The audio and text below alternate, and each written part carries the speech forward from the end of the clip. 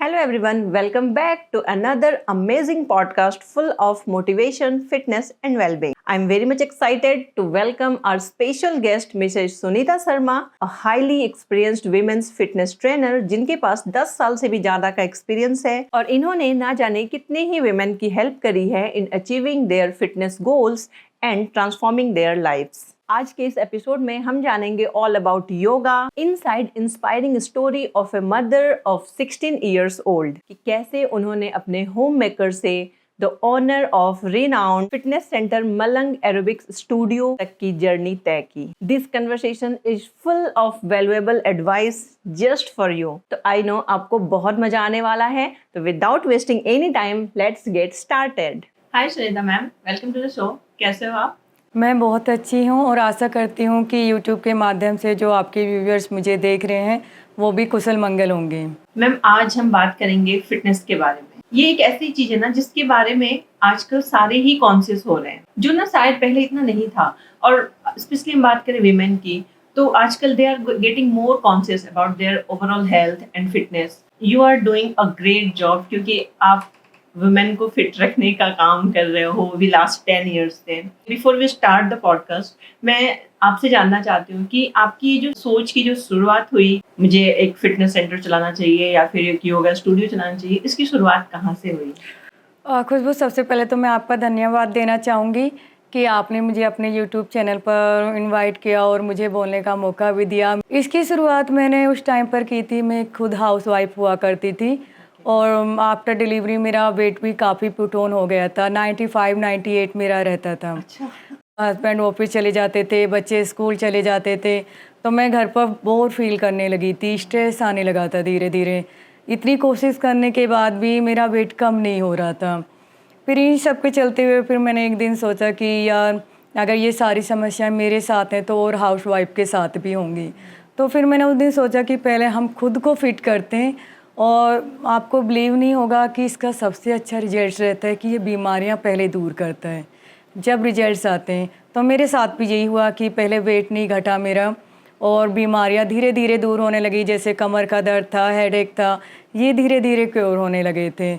उसके बाद फिर मैंने सोचा कि अब मैं खुद फिट हो गई हूँ, क्योंकि कुछ हाउसवाइफ ऐसी भी होती हैं कि घर से निकल भी नहीं पाती हैं बेचारी, या टाइट आउटफिट पहन के बाहर नहीं जाती, वर्किंग तो बाहर चली जाती हैं, जिम वगैरह भी ज्वाइन कर लेती हैं। फिर मैंने सोचा कि हम अपने एक फ़िटनेस सेंटर ओपन करते हैं, वो भी सोसाइटी में ही करेंगे, जिससे कि मेरी सोसाइटी में ज़्यादा से ज़्यादा हाउसवाइफ ज्वाइन करें और इसके फ़ायदे उठा सकें। काफी अच्छी आपकी सोच थी मैम। ये तो एक्चुअली सही बात है, क्योंकि हम हाउसवाइफ बाहर नहीं निकल पाती हैं। जी, सोचते हैं बट फिर भी ठीक है, इतने सारे काम होते हैं। बट आपने जो स्टार्ट करी है एंड आप बहुत सारी औरतों को आप ऑलरेडी फिट कर चुकी हैं। जी। तो ma'am, can you actually lose weight by doing yoga? हाँ जी, हम योगा के थ्रू अपना वेट लॉस कर सकते हैं, और जितना ही रेगुलर और कंटिन्यूटी से हम योगा को करेंगे उतने ही ज़्यादा इसके बेनिफिट्स हमें मिलते हैं। आपका जो प्रोसेस है कि आप क्या क्या टेक्निक्स यूज करते हो, कैसे आप वुमेन को हेल्प करते हो वेट लूज करने में? मैं मल्टीपल वर्कआउट कराती हूँ। जैसे मेरे जो वर्कआउट के शेड्यूल रहते हैं, 20 to 25 मिनट्स मेरा एरोबिक्स होगा, म्यूजिक के थ्रू होगा, और साथ के साथ जैसे कि जो न्यू जॉइनिंग है मेरे पास, तो उन्हें बेसिक योगा कराती हूँ। जो पहले से आ रही होती हैं उनका एडवांस लेवल पर लेकर चलती हूँ। साथ के साथ कुछ dumbbells workout, pilots, kick boxing, साथ के साथ मैं डाइट चार्ट भी इंक्लूड करती हूँ। Ma'am, is yoga better than gym? क्योंकि ना लोग ऐसा मानते हैं कि योगा तो सिर्फ आपके बॉडी में फ्लेक्सिबिलिटी इंप्रूव करता है, बट आपको अगर एक फिट बॉडी चाहिए तो आपको जिम ही जाना पड़ेगा। तो ये कितना सही है? नहीं, देखो, जिम रिजल्ट तो जिम से भी आते हैं। अब बात आती है यहाँ पर योगा की, तो ऐसा नहीं है, योगा के थ्रू बहुत अच्छे रिजल्ट्स आते हैं। जैसा कि मैंने पहले ही बताया था, किसी भी चीज़ की शुरुआत अगर आप अच्छे से नहीं करोगे, रेगुलर नहीं रहोगे, प्रॉपर फॉलो नहीं करोगे, तो उसके रिजल्ट्स भी नहीं आते हैं। मतलब कंटिन्यूटी मैटर। हाँ, कंटिन्यूटी मैटर करती है इसकी। काफी सारी आजकल औरतें हैं जो इसमें काफी कॉन्शियस हैं, योगा जा रही हैं या फिर वर्कआउट कर रही हैं, लेकिन एक कंफ्यूजन रहता है कि क्या हमें पीरियड्स में योगा कंटिन्यू करना चाहिए? हाँ, जैसे ये रहता है कि पीरियड्स में हम योगा कर सकते हैं, कोई परेशानी नहीं है, बट अपने स्टेप चेंज कर देते हैं। जैसे हम उन्हें हाई इंटेंसिटी वर्कआउट नहीं कराते हैं, साथ के साथ पावर योगा भी इंक्लूड नहीं करते और डंबल वर्कआउट भी, अच्छा, मतलब पीरियड्स में योगा या आराम से इसे कर सकते हैं। जुम्बा वगैरह अवॉइड करना होता है? हाँ, जुम्बा वगैरह इसलिए अवॉइड करते हैं क्योंकि फ्लो वगैरह काफ़ी बढ़ जाता है, लो एब्डोमेन में दर्द वगैरह फ़ील करती हैं फिर लेडीज़। आजकल ये जो औरतों में ना बहुत पीसीओडी, पीसीओएस की दिक्कत आ रही है, बहुत कॉमन हो गया है। योगा कितना हेल्पफुल होता है हमारे पीसीओएस को क्योर करने में या फिर थोड़ा नॉर्मलाइज करने में? एक्चुअली जो पीसीओडी और पीसीओएस होता है ये हमारे सबसे पहले हार्मोन डिसबैलेंस होने के बाद ही स्टार्ट होता है। और हमारे हार्मोन डिसबैलेंस किस वजह से होते हैं कि हमारी जो लाइफ स्टाइल चल रही है वो अलग है, जो हमारी नीड है वो नहीं हो पा रही। एज फॉर एग्जांपल जैसे कि हमें 8 घंटे की नींद लेनी चाहिए, 6 से 8 घंटे की नींद।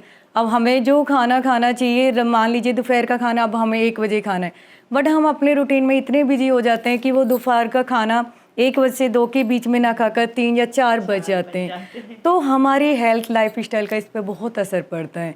पीसीओडी और पीसीओएस को अगर क्योर करना है तो अपनी लाइफस्टाइल को चेंज करना होगा। That means only yoga helpful नहीं होता है, we have to change our lifestyle. या इतनी औरतों की बात हो ही रही है, तो क्या प्रेगनेंसी में योगा सेफ रहता है? जी हाँ, प्रेगनेंसी में हम योगा कर सकते हैं। कुछ स्टेप्स होते हैं जिन्हें हम अपने घर पर भी कर सकते हैं। अनुलोम विलोम, कपालभाति इस तरीके कर सकते हैं, और भी वर्कआउट होते हैं। बट योगा हमें डॉक्टर की एडवाइस से ही करना चाहिए। मेरा भी जब प्रेगनेंसी पीरियड जी, था जी। तो बोलते थे जैसे कि नॉर्मल वॉकिंग करो या फिर कुछ ये स्क्वाट्स करो, पोछा लगाओ, तो जी, ये जी, सब जी। कितना सही है मतलब? नहीं, नहीं, ऐसा कुछ नहीं है। हमें मॉपिंग वगैरह करने से, लंच स्क्वेट्स करने से हमें प्रॉब्लम कुछ नहीं आएगी। इसका मीन्स कि आपकी बॉडी को फ्लेक्सिबिलिटी बनाया जा रहा है, जिससे कि आपकी जब डिलीवरी हो वो एक नॉर्मल वे में हो। बट होता क्या है कि हम जब तक एक्सपर्ट के पास नहीं जाएंगे, हमें उनके प्रॉपर पोजीशन का पता नहीं चलता है। खुद से हम करने को कर लेते हैं, बट उसके साइड इफ़ेक्ट आने लग जाते हैं। जब तक आपका प्रॉपर योगा पोज ना हो, हमें कोई भी पोज बिना एक्सपर्ट के नहीं करना चाहिए। ड्यूरिंग माई प्रेगनेंसी मैंने ऑलमोस्ट 20 केजी वेट गेन करे थे क्योंकि उस टाइम आप ना तो वर्कआउट कर सकते हैं जी, जी। एंड क्रेविंग्स इतना होता है कि खाने को तो मन करता ही है, उस वक्त कोई रोकता भी नहीं जी, है। जी, जी। हम गिल्ट फ्री होके खाते हैं। तो फिर भी इतना कुछ होने के बाद भी कैसे हम वेट मैनेज कर सकते हैं, क्योंकि मेरा जो पुट ऑन हुआ था ड्यूरिंग माई प्रेगनेंसी वो अब तक मैं कम नहीं कर पाई हूँ। ओके। तो कुछ ऐसा टिप्स कि हम कैसे उसको मैनेज कर सकते हैं कि बहुत ज्यादा वेट गेन ना हो? सबसे पहले खुशबू मैं आपके व्यूवर्स को बताना चाहती हूँ कि प्रेगनेंसी के टाइम पर क्रेविंग बहुत ज़्यादा होती है, बट उस क्रेविंग को कम करने के लिए हमें फ्रूट जूस का सहारा लेना चाहिए। ऐसा नहीं है, खाना खाया जाता है, बट बाहर का खाना खाने के बजाय अगर हम घर का खाना खाएं सबसे ज़्यादा हेल्पफुल होता है हमारे लिए। साथ के साथ हमारा वज़न क्यों नहीं कम होता है, क्योंकि अगर हमें क्रेविंग हुई रात को 10 बजे तो हमने 10 बजे उठकर खा लिया, बल्कि हमें कोशिश करना चाहिए कि क्रेविंग हो रही है तो हमें फ्रूट्स और वेजिटेबल्स का सहारा लेना चाहिए उस टाइम पर। अब बात आती है कि हमारा वज़न क्यों नहीं कम होता है। आफ्टर प्रेगनेंसी या डिलीवरी के बाद भी हमारा वज़न इसलिए नहीं कम होता है क्योंकि हम उस टाइम पर क्या करते हैं कि पानी का ध्यान नहीं देते हैं, और जब डिलीवरी हो जाती है तो मम्मा को नींद नहीं मिल पाती है कि मम्मा को बेबी के साथ रात को भी जगना होता है, दिन में भी। जब उनकी नींद का ड्यूरेशन 6 से 8 घंटे का प्रॉपर बनने लग जाता है, पानी का रूटीन बनने लग जाता है और उनका टाइम खाने का प्रॉपर बन जाता है, अपने आप रिजल्ट्स आने लग जाते हैं। योगा हमारे बॉडी शेप को मेंटेन करने में कितना हेल्पफुल होता है या सिर्फ वेट लूज करता है? देखिए खुशबू, ये ऐसे होता है कि जैसे लोग कहते हैं यार हमारा वेट तो जा रहा है बट इंच लॉस नहीं हो रहे, मीन्स कि वो वर्कआउट तो कर रहे हैं बट प्रॉपर नहीं कर रहे हैं। जब आप एक अंडर ट्रेनर वर्कआउट करते हो तो योगा से भी 100% रिजल्ट आते हैं, क्योंकि मल्टीपल वैसे जैसे मैंने आपको पहले भी बताया था, योगा भी होगा, डंबल का भी सपोर्ट लिया जाएगा, बॉडी के अकॉर्डिंग ही वर्कआउट दिया जाएगा। अब ऐसा तो होगा नहीं कि आपकी अपर बॉडी हेल्दी है तो हम वर्कआउट लोअर बॉडी को दे दें। वर्कआउट की नीड तो अपर बॉडी को है, तो हम अपर बॉडी को उस वर्कआउट देंगे। तो वर्कआउट को हम मॉडिफाई करते हैं सामने वाले के अकॉर्डिंग कि किसको क्या नीड है, तो 100% रिजल्ट आते हैं और जैसा शेप आप चाहोगे वैसा ही बन जाएगा आपका। तो अगर कोई वुमेन है जो योगा सेंटर नहीं जा सकती या फिर घर से बाहर नहीं निकल सकती due to so many reason, या आई कैन तो अंडरस्टैंड। क्या वो ऐसा कुछ है जो वो घर पे करके भी अपना वेट मैनेज कर सकती है? हाँ जी, बिल्कुल। जैसे मैं आपके व्यूवर्स को बताना चाहती हूँ, बहुत सारे स्टेप्स ऐसे होते हैं हम जिन्हें घर पर कर सकते हैं। अगर आप कुछ भी नहीं कर सकते ना, सुबह शाम 30 मिनट्स की वॉक तो हमें फास्ट स्पीड से करनी चाहिए। मैं रनिंग के लिए नहीं करी, स्टार्टिंग में जब भी आप करो तो स्लोली या थोड़ा स्पीड के साथ वॉक करें, जिन्हें हम बिग स्टेप भी बोलते हैं अपनी लैंग्वेज में। जब वो आपका स्टार्ट हो जाता है 30 मिनट्स आपने सुबह दिए, 30 मिनट्स अब आपने शाम को दे दिए। अब उसके साथ साथ आप अनुलोम विलोम कीजिए, कपालभाति कीजिए, भुजंग आसन आप कर सकते हो। ऐसे छोटे छोटे स्टेप्स की हम घर पर शुरुआत कर सकते हैं, बट एक रेगुलर और टाइमिंग के साथ होना चाहिए। लोग कहते हैं ना कि योगा अगर ज्वाइन किया और अगर आपने कंटिन्यू नहीं करा तो जैसे ही आप छोड़ोगे आप फिर से वेट पुट ऑन कर लोगे। तो ये कितना सही है, क्योंकि हम हर टाइम कंटिन्यू नहीं कर सकते ना, कुछ जी कुछ जी, भी रिजल्ट्स हो सकते सिचुएशन हैं। आ हाँ, सकती है हमारे पास, कुछ भी हो सकता है। तो अगर हमने योगा छोड़ दिया तो क्या हम वापस मोटे हो जाएंगे? मान लीजिए हम वर्किंग हो गए या हमारी किसी सिचुएशन की वजह से हमने योगा छोड़ दिया, तो आई थिंक ऐसा कोई नहीं है आज के टाइम पे कि जो वॉक भी ना कर सके। वो कैसी चीज़ें आप पार्क में जाकर कीजिए या जहाँ पर स्टेडियम वगैरह बने होते हैं वहाँ पर जाकर कीजिए। और कुछ नहीं, अपने घर में 30 मिनट टहल तो सकते हो, ये इतना हम कर सकते हैं। दूसरा क्या होता है कि हम क्या करते हैं ना, जब योगा छोड़ देते हैं तो माइंड से एक प्रेशर हट जाता है, यार ट्रेनर नहीं है टोकने वाला, या घर वाले तो बोलते हैं यार इतना स्लिम होकर क्या करेगी, गाल ऐसे हो गए, तेरा फेस देख कैसे लटक गए। ये चीज़ें नहीं करनी चाहिए। अगर आप एक जगह 30 मिनट्स या 45 मिनट्स बैठ चुके हैं तो 2 मिनट्स के लिए खड़े हो जाओ, एटलीस्ट एक गिलास पानी पीने चले जाओ, या जो आपको माइंड में वर्क आ रहा है आप उसे कर लिए। मतलब एक जगह पर ज़्यादा देर बैठे मत रहिए। एकदम से रिलैक्स हो जाएंगे जी। जब put on होगा। जैसे आपने कहा कि कंटिन्यूटी मैटर्स, कि हमें कोई भी चीज, आप चाहे जिम जाओ चाहे योगा जाओ, आपको अपना वेट लूज करने के लिए कंटिन्यूटी मेंटेन करना पड़ेगा। लेकिन कभी क्या होता है कि कंटिन्यू तो हम कर रहे हैं, रेगुलर सारा कुछ कर रहे हैं, योगा हम जा रहे हैं, बट फिर भी क्या रीजंस हो सकते हैं कि फिर भी वेट लूज नहीं होता है? इसका पहला रीज़न तो खुशबू यही रहता है कि हमारा मेटाबॉलिज्म वीक रहता है। जिन लोगों का मेटाबॉलिज्म वीक रहता है उन लोगों के फिर वेट लॉस, इंच लॉस में रिजल्ट नहीं आते। या आप अकॉर्डिंगली देखोगे, जो लोग नाइट जॉब करते हैं और डे जॉब करते हैं तो उनका, नाइट जॉब वालों का मेटाबॉलिज्म हमेशा गिरा रहता है, डे जॉब वालों को हमेशा रिजल्ट अच्छे आते हैं। तो धीरे धीरे हमारा मेटाबॉलिज्म स्ट्रॉन्ग बनना चाहिए और बनता भी है, बट उसमें क्या होता है, अब ये बनेगा कैसे स्ट्रॉन्ग? नाइट जॉब वालों को नींद पूरी नहीं होती, क्योंकि दिन में एवरीवन नोज कि हम दिन में नींद अपनी कभी कवर नहीं कर पाते हैं, क्योंकि कुछ ना कुछ डिस्टर्बेंस वगैरह चलता ही रहता है हमारा। अब उस नींद को जब तक हम पूरा नहीं करेंगे तब तक हमारी चीज़ें प्योर नहीं होती, और नींद की कमी से ही हमें ज़्यादातर बीमारियां होती हैं, जैसे थायराइड हो गया आपका, हार्मोन डिसबैलेंस हो गए। साथ के साथ अब इसमें हमें मेटाबॉलिज्म को स्ट्रॉन्ग करने के लिए पानी का लेवल हमेशा अच्छा रखना चाहिए। हर थोड़ी थोड़ी देर के बाद हमें पानी पीना चाहिए। अब पानी ऐसा भी नहीं होना चाहिए कि हमने एक गिलास लिया पूरा एक सांस में पी गए, नहीं, सिप करके पीना चाहिए, जैसे हमारी मिल्क और चाय को पीने की हैबिट होती है। तो ये हमारे मेटाबॉलिज्म को स्ट्रॉन्ग बनाने में हेल्प करता है। जब हम सोचते हैं कि अब मुझे थोड़ा कॉन्शियस होना है अपने वेट को लेकर, तो वो वेट लूज जर्नी में ना सबसे पहले हम अपने डाइट पे कंट्रोल कर देते हैं। तो डाइट का कितना असर रहता है हमारे इस जर्नी में? दोनों का 50-50 या 60-40 ऐसा रहता है। जैसे हमारी डाइट्स का क्या रोल रहता है, वर्कआउट तो हम प्रॉपर कर रहे हैं, बट हम कैलोरी कितनी गेन कर रहे हैं। कैलोरी अगर ज़्यादा जाएंगी तो हमें वर्कआउट भी उतना ही ज़्यादा करना होता है। तो हमें डाइट्स को मॉडिफाई कर देना चाहिए। जैसे मैं अपने क्लास में जो लेडीज आती हैं उनके लिए मॉडिफाई करती हूँ, तो मैं उन्हें 5 मील हमेशा बताती हूँ जो स्टार्टिंग की हमारी डाइट रहती है। जैसे सुबह को आपको ब्रेकफास्ट प्रॉपर करना है, अच्छे से करना है, ये नहीं कि कोई भी एप्पल वगैरह या बनाना वगैरह खा कर आ जाओ, नहीं, मतलब कि ब्रेकफास्ट करना है तो अच्छे से आपको करना है। फिर उसके बाद मैं जैसे लेडीज़ को बताती हूँ कि 11 बजे आपको कोई एक फ्रूट्स चूज़ करना है जो सीजनेबल होता है।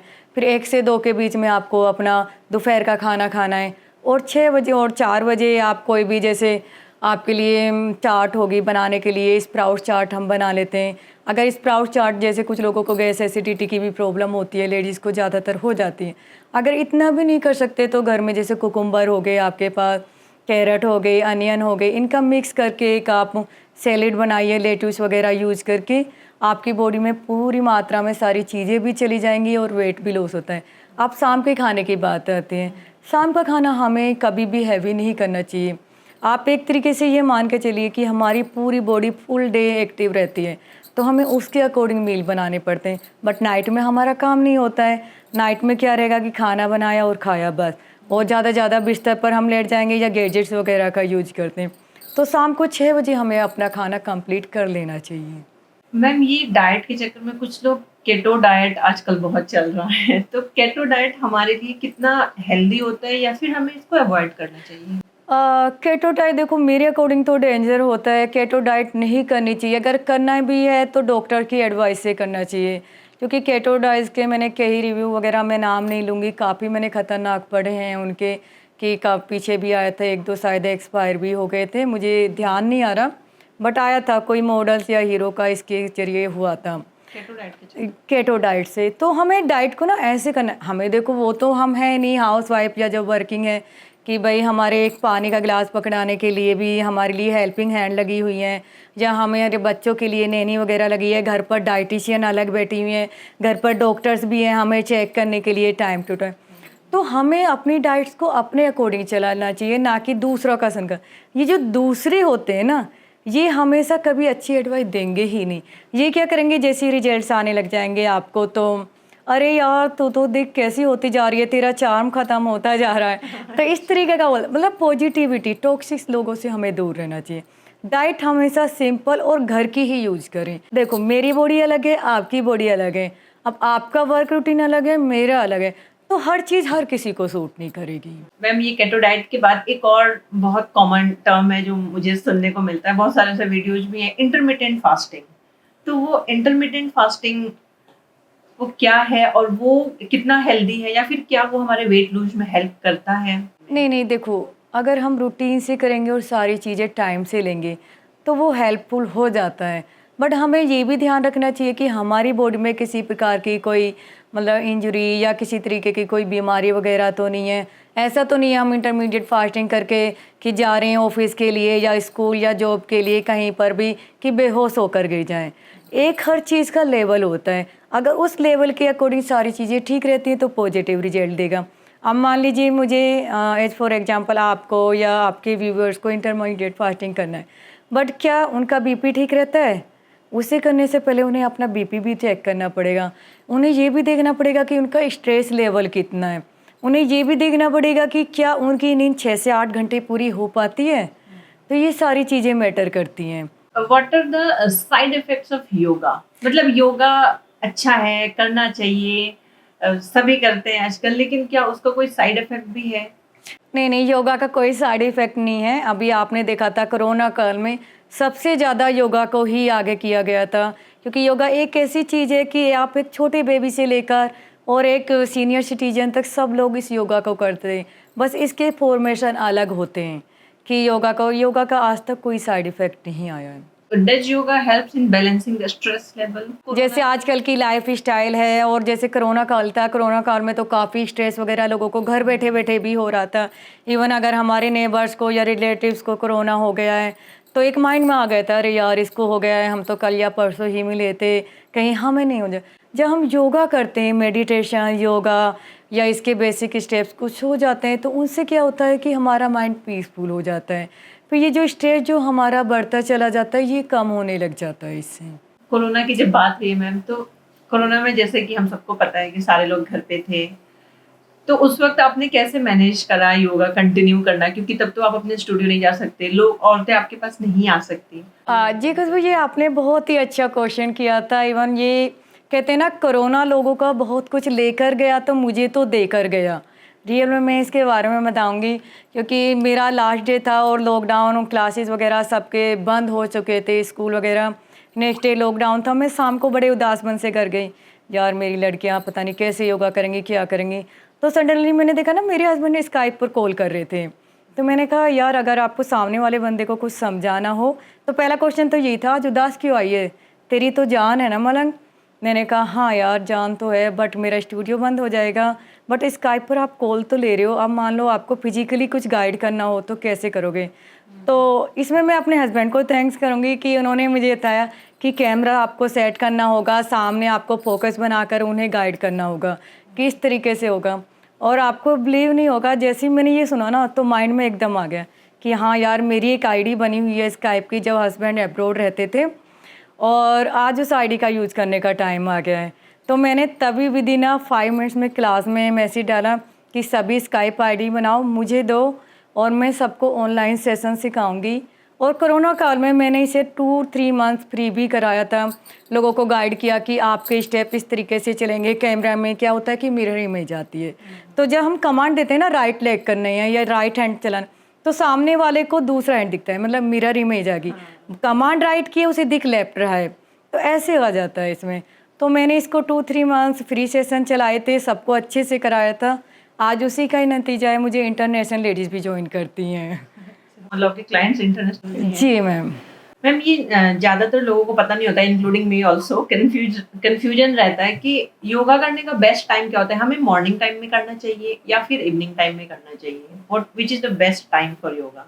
मेरे ख्याल से आप चाहे मॉर्निंग वर्कआउट करो चाहे इवनिंग करो, उसके लिए इसके लिए टाइम की ज़रूरत नहीं होती। ये तो डिपेंड करता है आप कितने रेगुलर रहते हो। रेगुलर होने के साथ साथ आप फॉलो कितना कर रहे हो। जैसे कुछ लेडीज़ तो मेरे पास आती हैं, इवनिंग बैच में भी काफ़ी अच्छे रिजल्ट्स हैं, 10 kg 20 kg तक रिड्यूस हुए हैं। मेरा अब तक का हाईएस्ट वेट रहा है रिड्यूस करने का 30 kg विद इन 5 मंथ्स में। तो डिपेंड करता है आप कितने अच्छे से कर रहे हो। हर चीज़ की कंटिन्यूटी और रेगुलरिटी बहुत ज़रूरी होती है। जैसे कुछ लेडीज आते हैं, मैम सिर्फ हम स्ट्रेस लेवल कम करने के लिए आ रहे हैं, चाहे हमारा वेट रिड्यूस हो या ना हो, फिर भी उनके स्ट्रेस लेवल कम होने के साथ साथ इंच लॉस होते चले जाते हैं। जब आप योगा करते हो तो आप अलग ही उसका रूप देखते हो कि यार हाँ, हमारी जो छोटी मोटी प्रॉब्लम थी कि हेडेक था, कमर के दर्द थे, गैस एसिडिटी जो बनती थी, अब वो धीरे धीरे क्योर होती जा रही हैं। ये तो आपने सही कहा, क्योंकि मैं अभी खुद ही कर रही हूँ योगा। मुझे लगता है मेंटली थोड़ा ना आदमी हैप्पी हैप्पी रहता है। जी जी जी। सब कुछ अच्छा चल हाँ रहा हाँ है। हाँ, पॉजिटिव ज़्यादा रहता है वो। औरतों के लिए बहुत मुश्किल हो जाता है डाइट मेंटेन करना। अब हम बच्चे के लिए कुछ बना रहे हैं, बच गया, ठीक है, उसने नहीं खाया, फेंक तो सकते नहीं, तो लाओ खा ही लिया, तो बहुत स्ट्रिक्ट डाइट फॉलो करना मुश्किल हो जाता है। खुशबू जी, सॉरी मैं आपको बीच में टोकना चाहूँगी। हम हाउस वाइफ या घर में जो मम्मा रहती हैं या वर्किंग भी रहती हैं, देखो हाउस वाइफ के साथ साथ वो वर्किंग भी रहती है तो उनका काम और बढ़ जाता है। तो हम लेडी क्या करती है ना, पति को खाना दिया प्रॉपर फ्रेश बनाकर, बचा हुआ हम कभी हस्बैंड को नहीं देंगे। बच्चा है, बच्चे को हमने फ्रेश बनाकर दे दिया। अब जब बात आती है अपनी, इवन हमारे इन लॉज भी रहते हैं, सीनियर सिटीजन या हमारे इन लॉज घर में जो भी भाई बहन रहते हैं, उन्हें भी हम फ्रेश खाना बना कर दे रहे हैं। अब बात हमारी आती है तो हम क्या करते हैं, यार छोड़ना, पति का बच गया इसे खा लें, बच्चे का बच गया इसे खा लें, अरे यार देखो ना कल का खाना बचा हुआ है ये वेस्ट जाए। हमें ये नहीं करना चाहिए। जिस तरीके से हम अपने बच्चे को, हस्बैंड को, भाई को या जो रिलेटिव्स रहते हैं उन्हें फ्रेश खाना देते हैं ना, उसी तरीके से हमें खाना चाहिए। हम लेडीज़ क्या करते हैं ना, अपने आप को डस्टबिन बना देती हैं।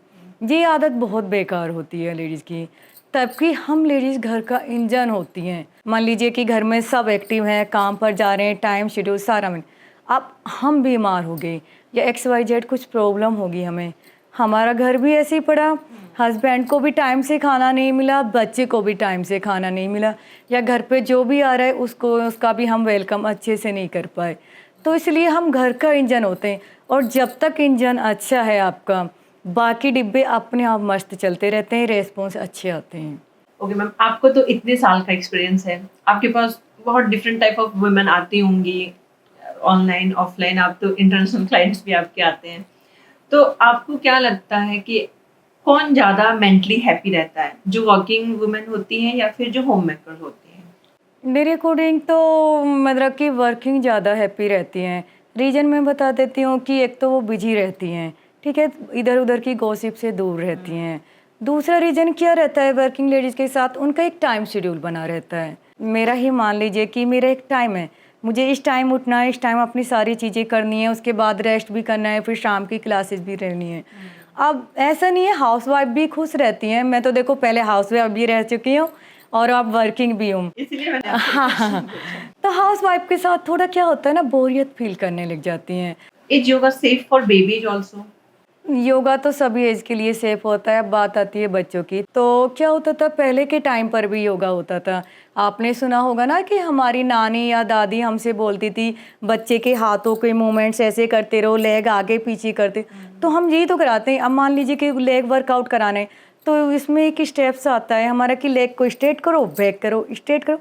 तो वही हम बच्चे के साथ करते थे। बच्चे के दोनों लेग लिए, साइकिल चला दी हमने, ओपन क्लोज कर दिया, बच्चे के दोनों नी को लेकर उसके टमी से टच कराते थे, या उसके जो टो रहते थे उसके फोरहेड से हम टच कराते रहते थे, हाथों को भी ऊपर नीचे हम करते रहते थे। तो योगा तो शुरू से ही चलता आ रहा था। और मैं एक और चीज़ बताना चाहती हूँ खुशबू, देखो हर चीज़ का प्लस माइनस तो होता ही है। अब मान लीजिए कि आजकल हम लोग देखो न्यूक्लियर फैमिली में रहने लगे हैं, तो हमारे पास बच्चों को देने के लिए गैजेट्स ही रह जाते हैं। वर्किंग के साथ तो ज़्यादा प्रॉब्लम आती है। अब इन गैजेट्स के साइड इफ़ेक्ट भी बहुत ज़्यादा होते हैं। मैं ये नहीं कह रही गैजेट्स बुरे होते हैं, गैजेट्स बहुत हेल्पफुल होते हैं हमारी हर चीज़ के लिए। आज हमें कुछ भी सर्च करना होगा, हम यूट्यूब पे चले जाएंगे। हमें कुछ रियलिटी देखनी होगी तो हम विकीपीडिया या और भी जो नेटवर्क होते हैं उनसे पता कर सकते हैं। बट अब इसका साइड इफ़ेक्ट क्या हुआ है? पहले के टाइम पर फिजिकल एक्टिविटी ज़्यादा होती थी। बच्चा एटलीस्ट घर से बाहर 1-2 घंटे के लिए मम्मी या दादा दादी बाहर निकाल देते थे, वो खेल कर आता था। अब हम धीरे धीरे फिजिकल एक्टिविटी हमारी कम होती जा रही है, तो योगा इस वजह से भी बहुत ज़्यादा इम्पोर्टेंट होता जा रहा है। जैसे खाना ज़रूरी है ऐसे योगा ज़रूरी है हमारे लिए। मैम, योगा जैसे हमारा पार्ट ऑफ लाइफ बनते जा रहा है, अभी जैसे आपने मेंशन करा, तो हमें ना योगा करने, जैसे मैं भी जाती हूँ, तो आइडिया नहीं होता है कि मुझे कितने देर पहले कुछ खाना चाहिए या मैं खाली पेट जाऊँ। या देखो, वर्कआउट कभी भी हमें खाली पेट नहीं करना चाहिए। वर्कआउट एटलीस्ट हम लेडीज इतना तो कर सकती हैं कि शाम को जैसे 8-10 बादाम अपने लिए भिगो कर रख दें, वर्कआउट से जस्ट पहले उन्हें खाकर चले जाएं। और अगर वो भी नहीं कर पाएँ तो घर में फ्रूट्स वगैरह तो रहते हैं, आप स्मॉल साइज़ का बनाना खा कर भी जा सकते हो और साथ के साथ एप्पल भी ले सकते हो। बट एप्पल मैं कम एडवाइस देती हूँ क्योंकि कुछ लेडीज़ को एप्पल से गैस एसिडिटी भी हो जाती है खाली पेट खाने से। तो मतलब थोड़ा बहुत खाकर जाना चाहिए जिससे कि आपकी बॉडी का एनर्जी लेवल बूस्ट रहे। पानी बीच में पी सकते हैं? लेना चाहिए क्योंकि मल्टीपल वर्कआउट होते हैं। या तो आप घर से ही पानी पी कर आई हो 2 गिलास, कि वर्कआउट से मतलब 10 मिनट या 15 मिनट पहले आपने 2 गिलास वाटर पिया है तो वो आपकी बॉडी में कंज्यूम रहेगा, चलता रहेगा। Ma'am, as a fitness trainer, I think आपकी जर्नी भी बहुत आसान तो नहीं रही होगी। तो आपने जब स्टार्ट किया या फिर अभी भी, तो आप कैसे मैनेज कर रहे हो? क्योंकि हमें तो वो 1 घंटा टाइम निकालना मुश्किल हो जाता है कि योगा जाने के लिए। तो आपका मॉर्निंग इवनिंग दोनों बैच चलता है, इतना बिजी स्केड्यूल में आप कैसे मैनेज कर रहे हो? देखिए खुशबू जी, मैं आपको बताती हूँ, कोई भी काम हम स्टार्ट करते हैं थोड़ी परेशानियाँ तो आती ही आती हैं। बट इसमें मेरी फैमिली की भी काफ़ी हेल्प रही है कि जिस टाइम मैं इसकी ट्रेनिंग वगैरह लेने जाती थी या खुद भी फिट होने जा रही थी तो मेरी फैमिली का सपोर्ट रहा था और बच्चे थोड़ा ग्रो करने ही लगे थे। अब इसमें परेशानी क्या आई थी, मेरे साथ एक सिचुएशन बहुत ज़्यादा हुई थी कि मैं जो आदत मैंने घर में डाली हुई थी ना कि बच्चे जब आ रहे हैं, चाहे रात को आएँ या दिन में आए, तो उन्हें फ्रेश मुझे मील देना ही देना है। दोपहर को आ रहे हैं तब भी हस्बैंड चाहे 11 बजे आएँ, 12 बजे आएँ, 1 बजे, तब भी उन्हें फ्रेश मील होना देना है। तो मेरा क्या हो रहा था कि मैं नींद नहीं ले पा रही थी। नींद नहीं लेने की वजह से मुझ में डलनेस आने लगी थी। तो धीरे धीरे क्या होगा कि वो एनर्जी लेवल नहीं आ रहा था, जबकि मैं खाना टाइम से खा रही थी। तो कहते हैं ना, सारा खेल ही नींद का था। और धीरे धीरे फिर एक दिन हस्बैंड ने कहा कि तू एक काम कर, या तो मलंग छोड़ दे या घर का काम छोड़ दे, हम खुद मैनेज कर लेंगे। मैंने कहा देखो, मलंग तो छोड़ूंगी नहीं, क्योंकि डॉक्टर ने बोल दिया था कि मैम को कुछ भी परेशानी नहीं है, उन्हें सोने की परेशानी है, इन्हें टाइम से सोना है। तो मैंने कहा मलंग तो मैं छोड़ूंगी नहीं, देखो क्योंकि ये मलंग मेरी जान बनता जा रहा है अब धीरे धीरे। तो फिर हमने तभी हेल्पिंग हैंड ली। फिर मैंने अपना एक टाइम टेबल बनाया। दूसरा, मैंने एक और चीज़ करी थी कि मेरे पास मोबाइल पर ना मुझे फालतू की रील्स वगैरह, यूट्यूब वगैरह देखने की आदत है जो काम की भी नहीं है। वहीं मतलब देख 2-3 घंटे जा रहे थे मेरे। सबसे पहले मैं, आज भी मेरा है कि आप कभी भी 12 से 2 के बीच में मुझे कॉल करोगे ना, मेरा एरोप्लेन मोड पर पड़ा रहता है। तो मैं वो 2 घंटे अपने सेव करती हूँ इसमें। तो मेरा शेड्यूल धीरे धीरे ठीक होता चला जा रहा था। एक टाइम टेबल आपने प्रॉपर जी, मैंने इसका एक प्रॉपर टाइम टेबल बनाया हुआ है कि इस टाइम मुझे सोना है, इस टाइम बच्चों की स्टडी पर लगाना है और इस टाइम मुझे मोबाइल नहीं देखना तो नहीं देखना है। क्योंकि हम बहुत सारा टाइम तो ऐसे ही वेस्ट कर देते हैं हाँ, मोबाइल अभी का आप देखो रील। ना, कोई रील्स आएगी तो हम स्क्रॉल करते चले जाते हैं। मैम, आपने जैसे कहा कि ये सारा कुछ मैनेज करने में आपकी फैमिली का बहुत बड़ा सपोर्ट रहा, तो आपके हिसाब से क्या ज़्यादा ज़रूरी होता है, फैमिली सपोर्ट होना या फिर फाइनेंशियली इंडिपेंडेंट होना? मैम, दोनों का सपोर्ट बहुत ज़रूरी रहता है, बट मैं जो मानती हूँ फाइनेंशियल का ज़्यादा मानती हूँ। ऐसा नहीं है, मैं तो जॉइंट फैमिली में भी रही हूँ, न्यूक्लियर भी रह रही हूँ। बट जब आप फाइनेंशियल सपोर्ट आपका रहता है ना, मान लीजिए आपको कुछ इमरजेंसी आए, तो आप सेल्फ डिपेंड हो कि अपने काम खुद कर सकते हो। इमरजेंसी में कुछ भी XYZ है, आप उसके लिए खुद भी जा सकते हो, आपको वेट नहीं करना पड़ेगा यार हस्बैंड आएंगे या फादर आएंगे, हम तभी करेंगे। मतलब आप कैपेबल हो उस चीज़ के लिए। इसकी वजह से हम बहुत ज़्यादा खुश रहते हैं। बट जैसा कि मैं आपको बता चुकी हूँ कि मेरी फैमिली का बहुत सपोर्ट रहा है मेरे लिए, तो मैं इसमें बताना चाहूँगी, जब कोई भी चीज़ होती है ना, हमारी जो जड़ें होती हैं, अगर हम उनसे जुड़े रहते हैं तो वो हमेशा लाइफ टाइम आपको काम देती हैं। जैसे मेरी इन लॉज हैं, फादर इन लॉ तो रहे नहीं हैं अभी, बट मेरी मदर इन लॉ जब भी आती है ना, तो मुझे एक सुकून रहता है कि यार मेरी इन लॉज आ गई मेरे घर में, अब हाउस मतलब हेल्पिंग हैंड आ रही है या नहीं, मुझे उसकी टेंशन नहीं है। इवन मुझे ये पता है कि मेरी इन लॉज हैं तो मेरे बच्चों को स्टडी भी करा देंगी। तो सब चीज़ों के फ़ायदे नुकसान होते हैं। ओके, मतलब दोनों ही बहुत हाँ, जरूरी बहुत है। इम्पोर्टेंट होते हैं दोनों ही। अच्छा मैम, आपके कितने बच्चे हैं? मेरी 2 बेटियां हैं। ओके, आपको देख के वैसे लगता नहीं। Thank you. आपने जैसे कहा आप 95 केजी की आप हो गई थी। हाँ, तो ये 95 आपने जो मेंटेन करा है ये by doing yoga only? Yes ma'am, मैं आपको एक इंसिडेंट बताती हूँ। एक्चुअली ये मैं कर भी नहीं पाती। कहते हैं ना, हमारी लाइफ में एक पिंच ज़रूर आता है, जहाँ से माइंड कहता है कि यार अब आपको करना है। तो हस्बैंड की ऑफिस में पार्टी थी, तो मैं मोस्टली ज़्यादा ज़्यादा जाती नहीं थी। मैं बोल देती थी यार मैं बहुत फैटी हूँ, मैं नहीं जाऊँगी, देखो सब मज़ाक बनाएँगे। फिर मैं बोलती भी बहुत कम थी। तो हस्बैंड ने कहा अरे ऐसा कुछ नहीं है, आईटी वाले मज़ाकिया होते हैं, बट कोई मज़ाक कर दे तो तुम माइंड भी मत करना। तो मेरे हस्बैंड बहुत स्लिम हैं, बहुत ज़्यादा। अब तो खैर मैं उनके अकॉर्डिंग हो गई हूँ। उस टाइम पे बहुत स्लिम थे वो। तो वो एकदम से उनकी क्लिक ने बोल दिया, अरे सर आप तो अच्छा खासा बुलडोजर लेकर चलते हो। मुझे पता था, हस्बैंड ने बता दिया था कि इतना मजाक चल जाता है, बट कहते हैं ना माइंड में क्लिक कर गए। हस्बैंड ने कहा माइंड मत करना, ये ऐसे ही करते रहते हैं। मैंने कहा हाँ हाँ, मुझे बुरा नहीं लगा, बट मेरे बैक माइंड पर ये चलता था यार देखो मैं बुलडोजर लगती हूँ, मेरे पति का भी बोला ही नहीं तुम मोटी हो गई है। वो कहता है जैसी भी है तू मुझे पसंद है। एक बार क्या हुआ, हस्बैंड आउट ऑफ कंट्री चले गए थे ऑफिस के काम से, तो मैं गई थी वहाँ पर, डांस के थ्रू वेट लॉस सिखाया जा रहा था। तो मैं वहाँ से ट्रेनर से बात कर आ गई, ट्रेनर के पास गई तो ट्रेनर अच्छे थे, काफ़ी अच्छे थे। मैंने कहा कि एक्चुअली मुझे ये आता नहीं है डांस वगैरह, म्यूजिक की समझ नहीं है मुझे। तो उन्होंने कहा आपको समझना नहीं है कुछ भी, बस मैं जितना गाइड करूँ ना आप उतना करना। और उसी का ही नतीजा था कि पहले जैसे छोटी छोटी मुझे बीमारियां हो रही थी वो ठीक होने लगी, फिर मेरा वेट रिड्यूस होने लगा। 5 महीने बाद हस्बैंड आए थे मेरे, मतलब तब वो छोड़ के गए थे 95 98 पर, और तब तक मैं 20-25 किलो रिड्यूस कर चुकी थी। 5 महीने में? हाँ जी। मतलब आपने अपना ट्रांसफॉर्मेशन दिखाया अपने हस्बैंड को। फिर उसके बाद धीरे धीरे फिर मुझे इसमें मतलब इंटरेस्ट आने लगा, फिर मैं अपना वेट 55 तक ले आई थी, और फिर मुझ में बिजनेस की चाह जगने लगी थी। अभी देखो जब बात इसकी बिजनेस की आई गई तो मैं एक इंसिडेंट और बताती हूँ। हुआ क्या था कि जैसे लोगों से मुझे सोशल होना नहीं आता था, मतलब बातें करनी नहीं आती थी, मैं दोस्त भी नहीं बनाती थी, मैं अपने घर में ज़्यादा रहती थी। मैंने कहा हस्बैंड से कि यार मुझे बिजनेस करना है। अच्छा तुझे बिजनेस करना है, मतलब मैं ट्रेनिंग वगैरह सब कर चुकी थी। उसके बाद का अरे तो 5 लेडीज़ करके दिखा दे। फिर मैंने क्या किया, धीरे धीरे पहले 7:30 का बैच बनाया, फिर 9:30 का बनाया, 10:30 का, मतलब 7 बजे मेरे हस्बैंड निकल जाते थे। और एक बार सुबह को म्यूजिक चल रहा था, मैं वर्कआउट करा रही थी, और मेरा फ्लैट छोटा था उस टाइम, तो मुझे सुबह सुबह सोपे वगैरह सारा खिसका कर करना होता था। तो वो सो रहे थे, मैंने म्यूजिक चला दिया, एकदम से उठ कर अरे ये क्या शोर शराबा हो रहा है। मैं कि देखो आपने 5 बोला था, मैंने 20 लेडीज़ कर दी हैं। और कर अरे तूने इतना सीरियस ले लिया, मैं कम कमाता। मैंने कि यार कम कमाने की आदत नहीं, बट एक सेल्फ मोटिवेशन भी तो होना चाहिए ना। फिर उन्होंने मेरा फिटनेस सेंटर ओपन कराया।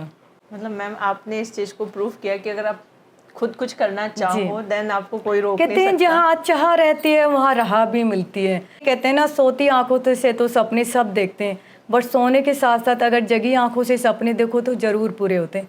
मैं मानती हूँ कुछ परेशानियाँ आती है, किसी के साथ फाइनेंशियल भी आ सकती है, किसी को फिजिकली सपोर्ट नहीं मिल पाता है, कुछ ना कुछ रहता ही है, बट उन परेशानियों को दरकिनार करके आपको आगे बढ़ना चाहिए, तभी सक्सेस आप पे कदम चूमती है। क्योंकि इजीली किसी को सक्सेस नहीं मिलता। जी, इजी तो कुछ मिलता ही नहीं, जब तक आपके मन में त्याग नहीं होगा वो चीज़ मिलेगी नहीं।